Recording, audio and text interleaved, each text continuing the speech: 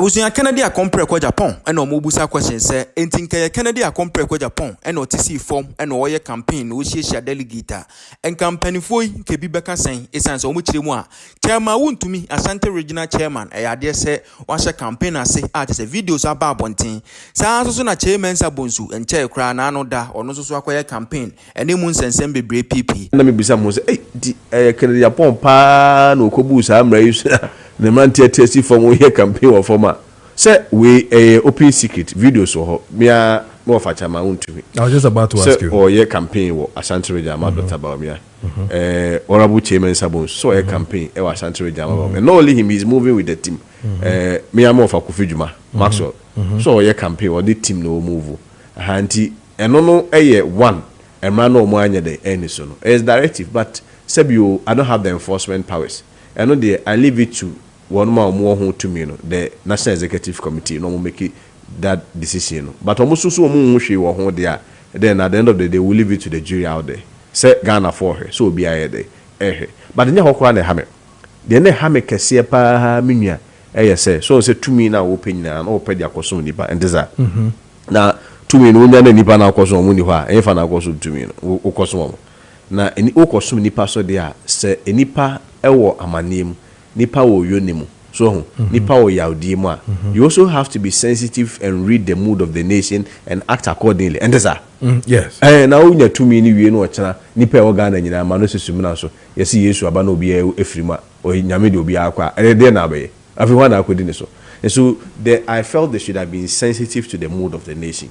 So my nyina esi apene. O my nyina etwa jadwo. O my nyina wo yamu. Penifo yi we omukowu ye nya kwampa so.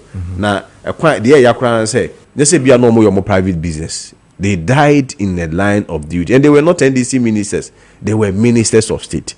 Who say, "Oh, cross let's anywhere after you become a state asset." So I felt say, they should have been a bit sensitive to them because, especially when even Dr. Bawumia himself, or no penina and kasa udi anymore. He said, "When you now you who only refune or ne Joyce Bawa no more kasa ne Jomama more kasa or kochiamu." The penina cry. Any or mining day is trajajo. We are all mourning.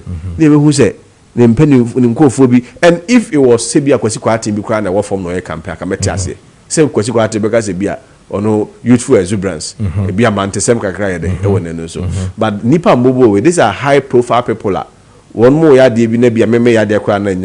Kyei Mensah beti makasa Kwasi ade we de achia meboa opani ma so Kofi was Kwasi ade we de oye wa anye ni entesa chama Wontumi was me na me chairman of a region nti we de achia party directives sisi but omo nti ase bom hunu se mfunso bi hanya de eni ho na omo ekoya na omo ye campaign e ho nsem bibre ba ya no omo ko ekoka se Dr. Bawumia 41.6 dada nti saadi ya man enkono here less than 10% ma me trosa kat I'm sure say be kum yes e be kum but even enokwa no sa asem no person me kan ofidie say it's not tenable ya to abawi na ka say obi of 41.6 dada per that extension of that logic it presupposes that then this should also have 50 of obi of 41 dada it presupposes that this is only 56 and also 56%. Then what is the essence of going for the election even in the first place? You are told vote to it can only be a basis for judging performance, but it can be a basis to say a vote. You could go and you could even get more than 41% in the subsequent election. It can actually also reduce. Maybe and this didn't even go campaign say you to about now no back for bakunya 41% into all you need no on all kind of percentage terms so here but say a be 10% or 10 there even if you want to look at the percentage term. We lost with about in the nominal values, with close to 1.7 million votes. Okay. With about 2.1 million. But my main clear when we na fe establishment in the world. Who do you want to fault? One up say bonus to bosses here. A case where the leader is doing, a national thing. Na neck, which is supposed to be taken care of, and you maybe say no. Why won't you then address this issue with neck? But you want to politically, quote, I should say, to really draw Dr. Bawumia into this fray. Why won't you say say neck in they should establish the fact that the was your campaign, it is not fair. I mean, to the whole campaign structure, no, whether your good self, Bawumia Nemu, and Brian or Makena, but rather you tend to see Bawumia being put into this fray. No, I don't think it really has to do with him per se. But at the end of the day, he's the ultimate beneficiary. Oh, yeah, sure, say. And Penifo, ya bobo mudi some year campaign. And Komudi could di a himphobia term was anti region. I am affecting a conference. Why won't you blame Neck? I don't blame Neck. No, I don't know for Neck. No,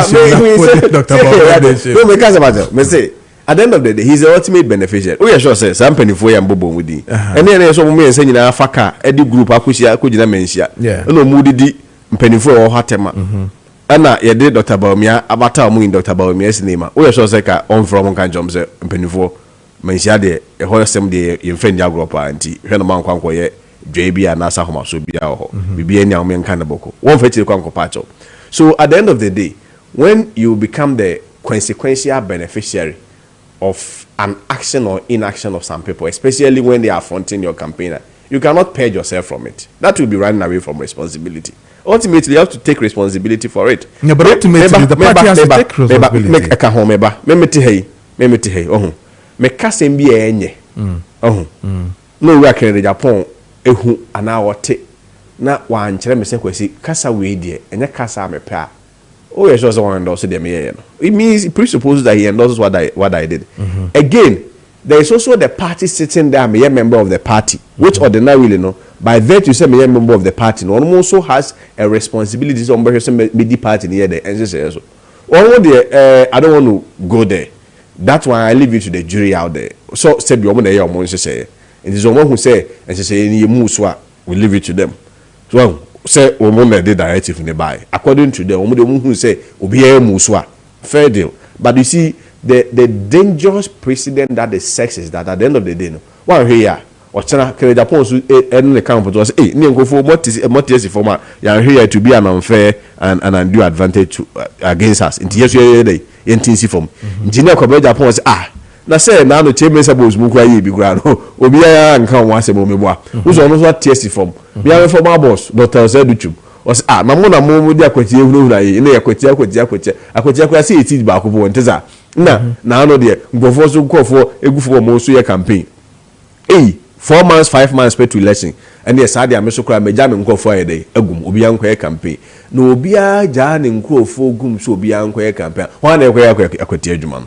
That is for me the fundamental problem. It's not really about a blame game, but the principle, the underlying principle of the point that I'm raising is that it doesn't give a good picture. It doesn't send a good. It doesn't give a good precedent, and most importantly, it presents an outlook that shows us we have a weak leadership, which may not necessarily be so, because the party benefaka semba. Now China wobuso.